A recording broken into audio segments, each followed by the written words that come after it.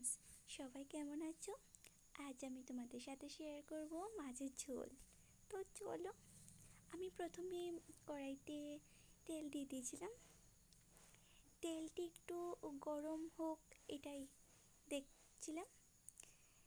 এখন দিয়ে দিচ্ছি আলু, মিষ্টি আঁকড়ে। এবার সবগুলো কড়াইতে দিয়ে দিচ্ছি।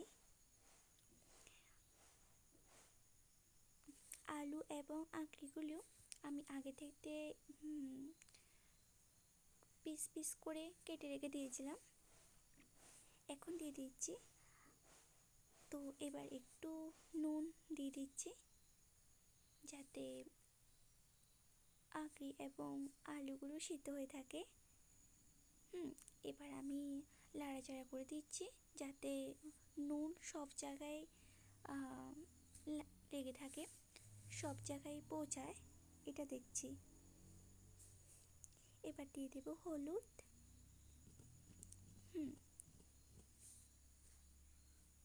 একটু বেশি করে হলুদ দিয়ে দিয়েছি, না হলে আমার মা বলবে যে হলুদ একটু কম হয়েছে, সবজিটা খেতে ভালো লাগছে না এটা। এখন দিয়ে দিচ্ছি মরিচের গুঁড়ো, লাল মরিচের গুঁড়ো। এখন দেব ধনা গুঁড়ো এবং জিরার গুঁড়ো।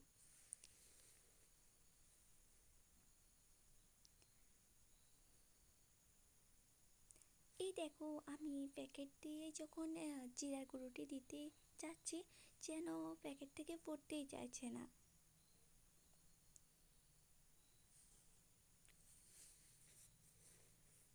এবার আমি যাতে মশলাগুলো আলু এবং আঁকড়ির মধ্যে মিষ্টি খায় এটা দেখার জন্য লাড়াচাড়া করে দিলাম চামচ দিয়ে।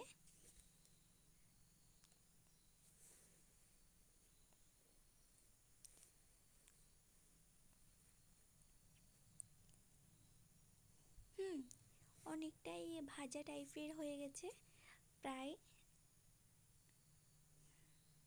মশলাগুলো আলু এবং আঁকড়ির মধ্যে মিশে গেছে এবং ভাজা টাইপের হয়ে গেছে।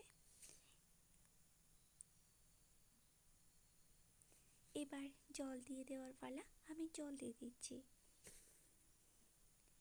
যাতে মাছের ঝোলের জন্য ঝোল আর কি, এটা জল দিয়ে দিচ্ছি।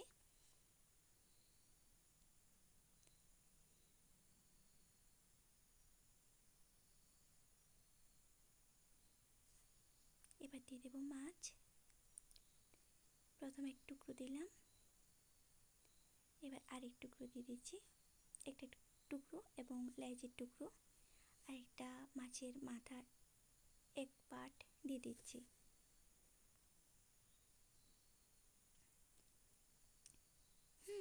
সিদ্ধ হচ্ছে। এখন দিয়ে দেবো ধনে পাতা। ধনে পাতার কুচি কুচি করে পিস করলাম। এখন ধনে পাতার কুচিগুলো দিয়ে দিচ্ছি। এটা কাটা ধনের পাতা, যাতে খুব একটা সুগন্ধি আসে তরকারির মধ্যে।